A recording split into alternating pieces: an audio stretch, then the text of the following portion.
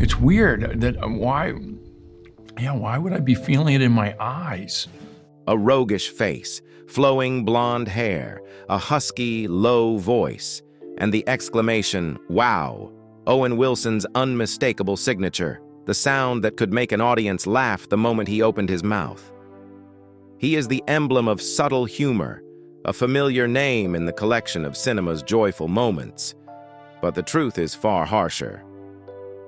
One afternoon in August 2007, Owen Wilson attempted to harm himself and was found in critical condition.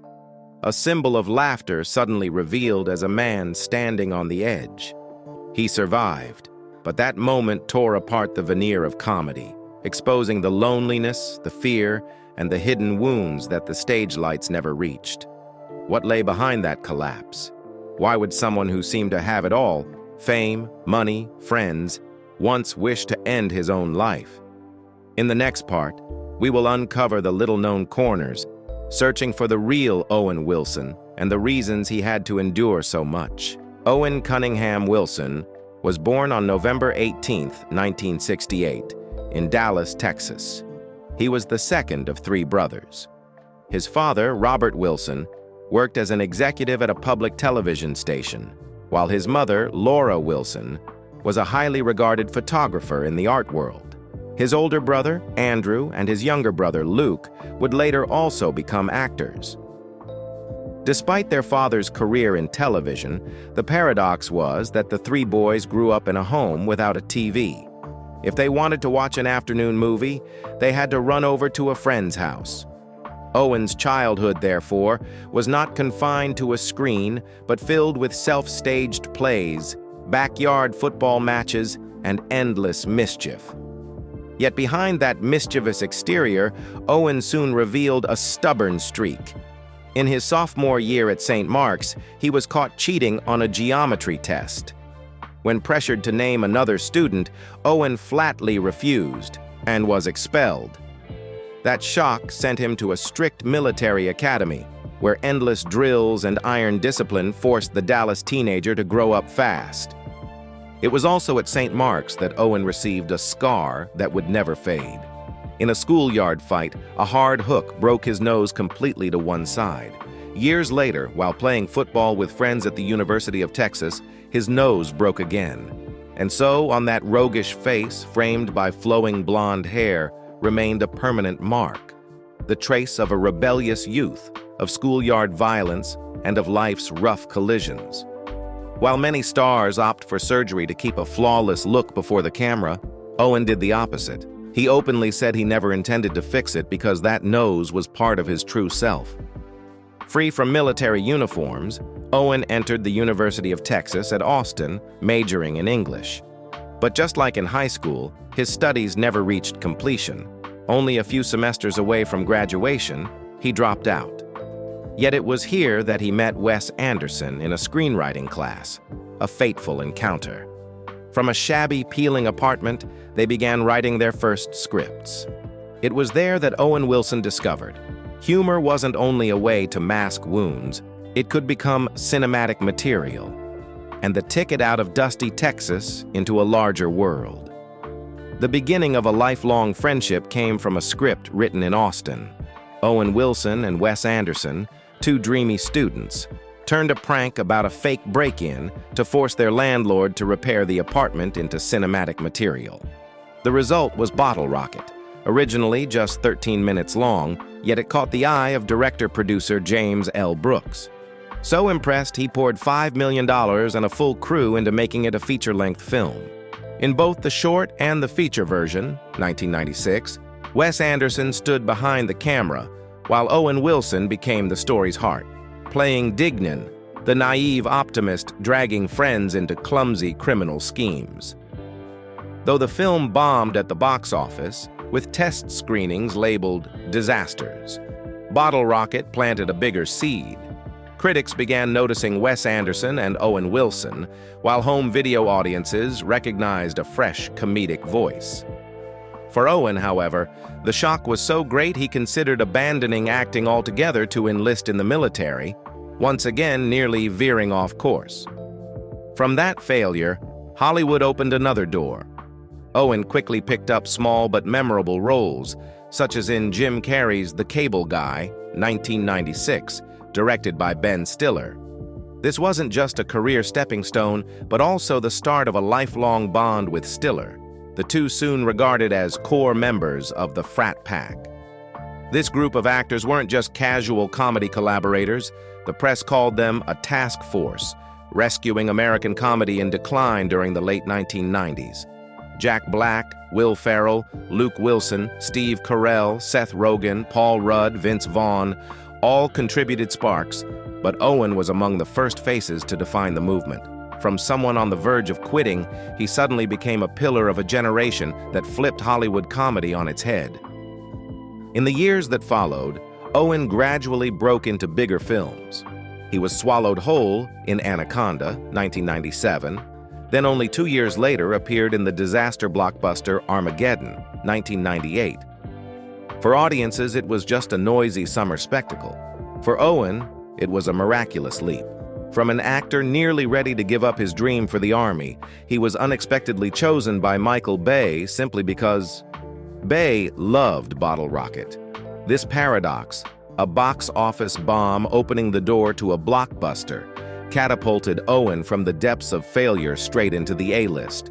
He then tested himself in The Haunting, 1999. Notably, in The Minus Man, 1999, Owen took his first leading role as a polite, soft-spoken serial killer, a daring choice that proved he wasn't only about comedy. At the same time, although not acting in Rushmore, 1998, Owen co-wrote the script with Wes Anderson, a film deeply rooted in their childhoods and school experiences. From a boy expelled from school with a crooked nose after brawls, Owen Wilson took only a few years to move from unknown face to a name Hollywood had to notice.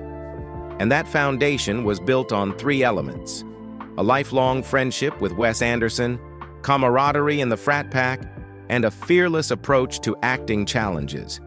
See, someone once expelled, once ready to give up acting for the Army, ended up entrusted by Hollywood itself. Clearly, Owen Wilson's beginning was anything but easy. So what matters more to overcome such a rocky start? The right friendship at the right time, or the persistence never to give up? By the early 2000s, Owen Wilson was no longer the misfit drifting through bit parts.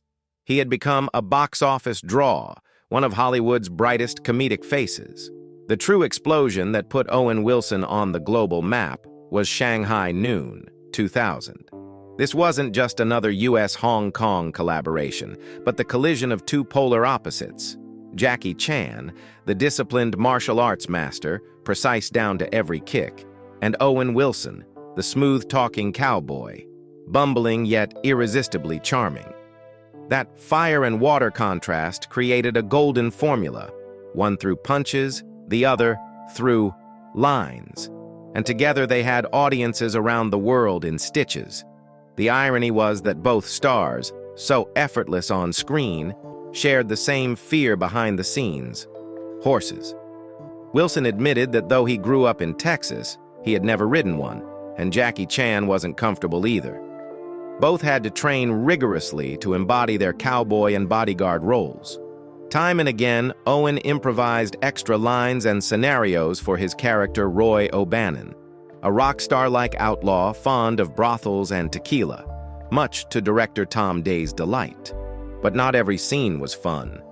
In one, Owen was buried up to his neck in sand, tormented by biting mosquitoes and trained vultures circling above. The trainers even tucked raw meat behind his ear to lure the birds, leaving Owen in pain and worried about a wrong bite. Those moments, paired with his seamless banter with Jackie Chan, created an unforgettable experience and a real test of Wilson's grit. The reward was undeniable. The film grossed nearly $100 million, a massive figure for an action comedy at the time, transforming Owen from a sidekick into a global star. No longer just the crooked-nosed guy who says, "Wow," he was Jackie Chan's perfect foil, a title few Hollywood actors could ever claim. The resounding success paved the way for the sequel Shanghai Nights, 2003, cementing Owen Wilson's place among Hollywood's top earners of the new decade. Right after, he entered a streak of consecutive hits. Meet the Parents, 2000, and its sequels made him the perfect romantic rival to Ben Stiller. Then Zoolander, 2001, turned him into Hansel, a deliriously fashionable icon with the line, "So hot right now," becoming a full-blown pop culture meme. To the public, Owen was no longer just an actor, but the very face of an entire wave of comedy of that era. What's remarkable is that even while making audiences laugh hysterically, Owen continued side by side with Wes Anderson. From The Royal Tenenbaums, 2001, he not only acted but also co-wrote the script, earning an Academy Award nomination for Best Original Screenplay. Once again, two seemingly opposing worlds converged, a bankable comedy star and a writer recognized by the Academy. In 2005, Wedding Crashers wasn't just a successful comedy, it was a phenomenon. The film grossed nearly $300 million worldwide, reviving the declining R-rated comedy genre. Critics praised the chemistry between Owen Wilson and Vince Vaughn as impossible to fake, while audiences flocked to theaters just to watch these two misfits crash high-society weddings. The role of John Beckwith officially elevated Owen to the A-list, a star powerful enough to draw crowds on his own. What's fascinating is that this success was built on an unusual degree of freedom. Director David Dobkin encouraged Wilson and Vaughn to improvise on set, letting their banter unfold naturally. Many iconic lines weren't in the original script, but because they felt so authentic, they became unforgettable moments, turning the duo into what some called a living comedy machine. And then there was the behind-the-scenes moment that left Owen breaking into a cold sweat. The awkward collision with Jane Seymour's character. At first, he was visibly flustered, but by daring to push past the embarrassment, he transformed the encounter into an unforgettable comedic highlight. That willingness to leap into the uncomfortable proved he wasn't just the charming fast talker, he was an actor who knew when to take the right risks for maximum impact on screen. And then came a turning point no one expected. Pixar chose Owen Wilson to voice Lightning McQueen in Cars, 2006. The decision didn't come from a distant boardroom, but from director John Lasseter's living room, where he and his kids were captivated by Shanghai Noon and Owen's quirky, witty style. That very mix of innocent swagger convinced Lasseter that Owen could breathe life into an animated race car. Wilson didn't just read lines. Lasseter gave him the freedom to create McQueen's own style, infusing the character with his slow drawl, husky tone, and that cocky yet lovable essence that was uniquely his. And so, from wow to ka-chow, Owen Wilson built a global brand. Cars and its two sequels went on to gross billions, making Owen one of the rare two-generation stars. The guy who made adults laugh in R-rated comedies while simultaneously becoming part of the childhood memory of millions of kids around the world. But Owen Wilson's career didn't stop there. He continued to prove he could break out of comedic molds. Midnight in Paris, 2011, earned him a Golden Globe nomination and became Woody Allen's highest-grossing film, thanks to the way Owen infused his role with a Texas charm blended with nostalgic romance. Then came Wonder, 2017, where he moved audiences to tears as a tender father, tying his name to heartfelt family values. And perhaps most surprising of all, Owen was reborn in the Marvel Universe with Loki, 2021, playing Mobius M. Mobius, a character both funny and profound, showing he still carried undeniable appeal in an entirely new arena. From art films to family dramas to superhero blockbusters, Owen Wilson has proven one thing: he can never be confined to just one shade. Yet behind the roles that always made audiences laugh, Owen Wilson's private life was shadowed by fleeting romances, children born quietly, and a deep fracture in his soul that once pushed him to the brink of suicide. He dated several stars over the years. In 1999, on the set of The Minus Man, a little-known film but one that marked Sheryl Crow's first acting role, Owen and Crow developed a romance. In the movie, Crow played one of the victims murdered by Owen's serial killer character. Off-screen, they became a real-life couple. They dated for about 2 years, even appearing hand-in-hand at the 2000 Vanity Fair Oscar party. After their breakup, Crow immortalized the relationship in her music. She admitted that the song Safe and Sound on her 2002 album Come On, Come On was written for Owen as a way to capture the love story that had passed. Unlike his more public romances with Sheryl Crow or Kate Hudson, Owen's connection with Demi Moore was cloaked in mystery. Some outlets, like Who's Dated Who, listed Owen and Demi as having dated around 2002, shortly after the actress split from Bruce Willis. Okay, magazine even called it a second-chance romance. Yet neither side ever confirmed it publicly. It remained only a rumor, and perhaps only Owen and Demi truly know what happened. That ambiguity turned the story into a small but intriguing chapter in the puzzle-filled romantic life of Owen Wilson. The most famous chapter of Owen Wilson's private life was his relationship with Kate Hudson, widely seen as the deepest love of his life. They met while filming You, Me, and Dupree, 2006, at a time when Kate was still married to rocker Chris Robinson. Just a month after the film's release, Hudson and Robinson separated and finalized their divorce by year's end. Soon after, Kate and Owen began dating, quickly becoming one of Hollywood's most watched couples. To the public, Cowan looked like a love both explosive and fragile. Both Owen and co-star Matt Dillon admitted to falling for Kate on set, while the press dubbed it a rebound romance, a rush to fill the void after a broken marriage. Psychologist Deborah Mandel once noted, "Rebound relationships are often rooted in fear rather than sound judgment." And indeed, the fairy tale began to wobble. In June 2007, Kate and Owen split for the first time. A few months later, Hollywood was shaken. Owen was found after attempting suicide at his Santa Monica home. Paramedics reported discovering him bloodied from slashed wrists, nearly unconscious. The media at the time swirled with rumors that Owen had fallen into drugs, from heroin to cocaine, and that his hard-partying lifestyle had pushed him to the brink. Close friends denied he was abusing substances to that extent, but Owen's silence only fueled speculation. Courtney Love even publicly accused actor Steve Coogan of being a bad influence dragging Owen into darkness. Though nothing was ever confirmed, the rumors combined with a depression simmering since childhood turned the 2007 collapse into a psychological fracture that lasted for years. While the Wilson family denied that the breakup with Hudson was the direct cause, the media constantly linked the two events. Some reports even claimed Owen's family barred Kate from visiting him in the hospital for fear she might worsen his condition.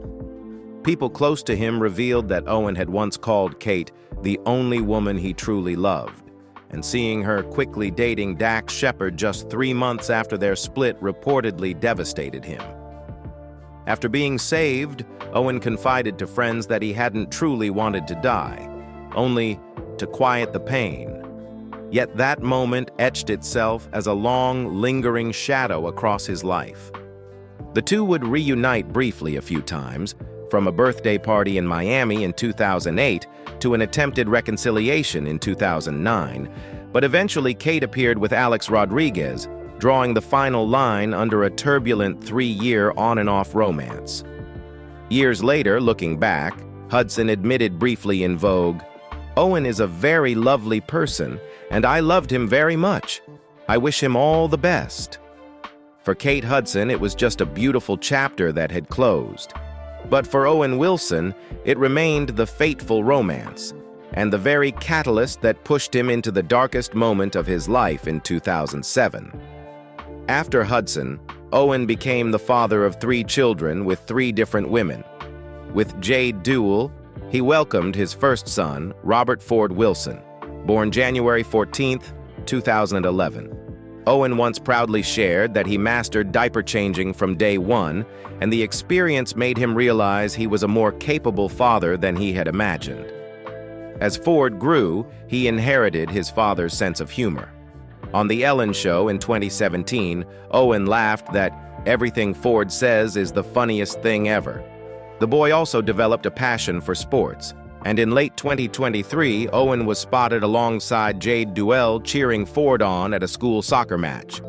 In 2014, Owen welcomed his second son, Finn Lindqvist Wilson, with Caroline Lindqvist, his personal trainer, who at the time was still legally married to physician Ritu Chopra.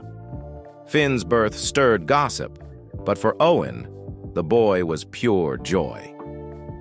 In Esquire, 2021, Owen recalled nervously clipping Finn's nails, both holding their breath hoping not to nick the skin, and when it was done, Finn whispered to his brother, "For no reason." A tiny moment, yet one that captured the Wilson family's innate wit. But the story of his youngest child was shrouded in shadows.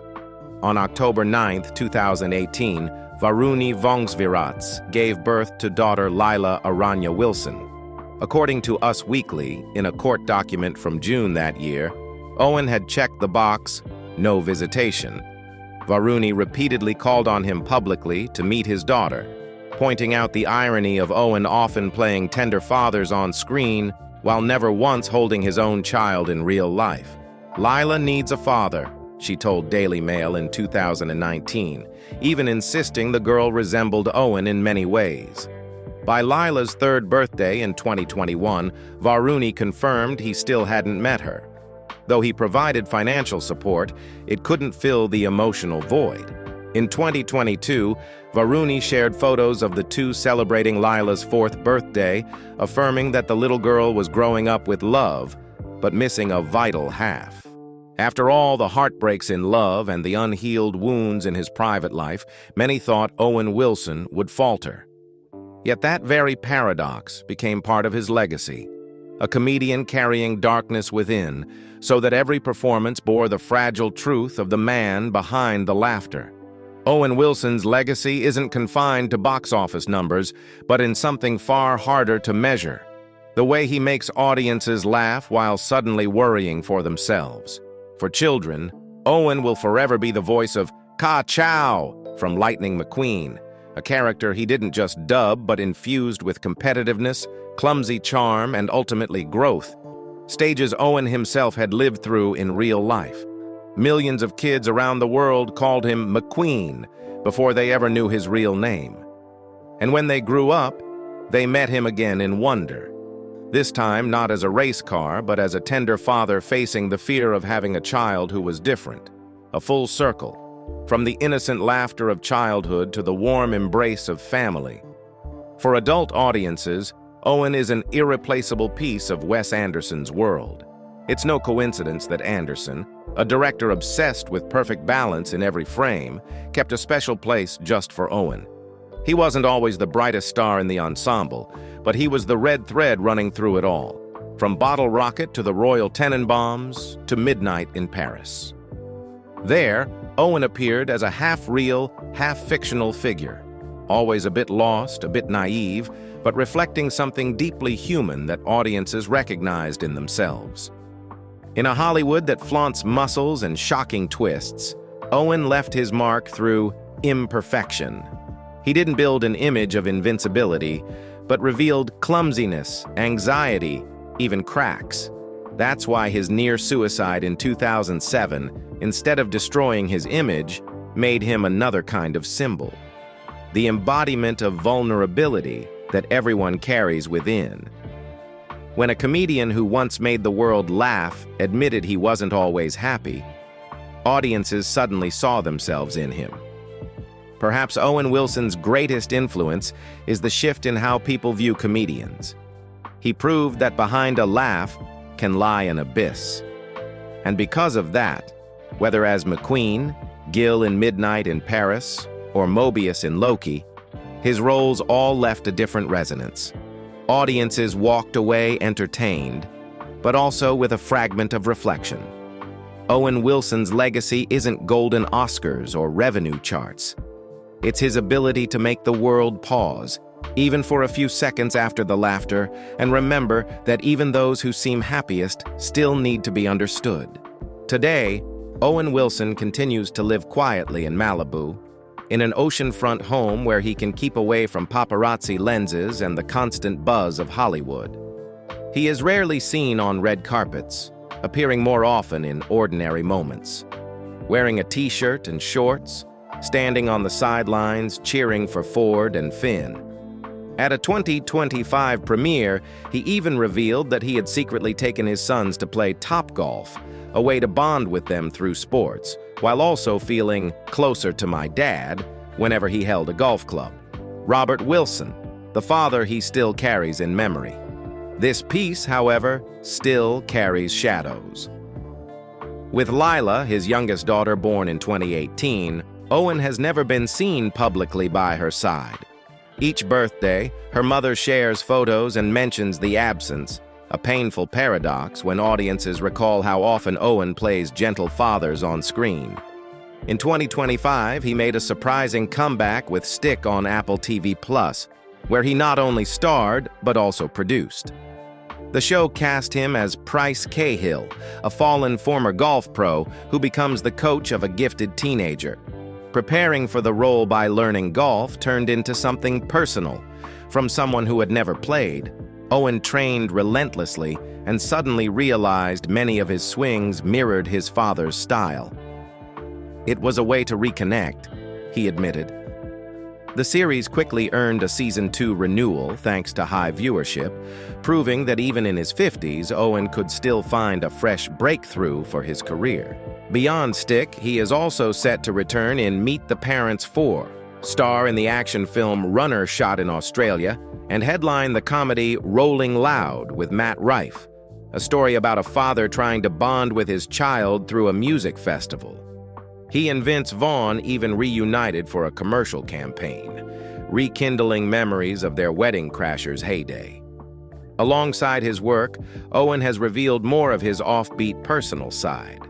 On Hot Ones in early 2025, he munched through spicy peppers while trying to guess taglines from his own movies, and failed. Laughing, he admitted, "I can't focus with this heat." The moment went viral, showing fans that even a seasoned star can still be disarmingly human. In another interview with CBS News, Owen reflected on his journey. Golf has given him peace, and cinema offered him a second chance after the darkest days. He called himself a survivor through depression, substance struggles, and broken romances. His old line from Esquire 2021 still resonates. "I still laugh, but I'm not always happy." And it is precisely this contrast, laughter for the world, yet silence deep within, that defines the true portrait of Owen Wilson today. Owen Wilson once had it all: fame, glory, and romances that filled countless tabloid pages. But in one August afternoon in 2007, he nearly lost his life when despair pushed him to the fragile line between life and death. Had he let go, his story would have ended as a tragedy. But Owen did not stop there. Today, in his 50s, he is no longer the fast-talking cowboy racing across the screen, but a man who has learned to listen to himself. Golf, the Malibu Sea, afternoons watching his sons play soccer. These are not just pastimes, but anchors that keep him standing. He doesn't hide the cracks in his soul, yet he refuses to let them define his whole being.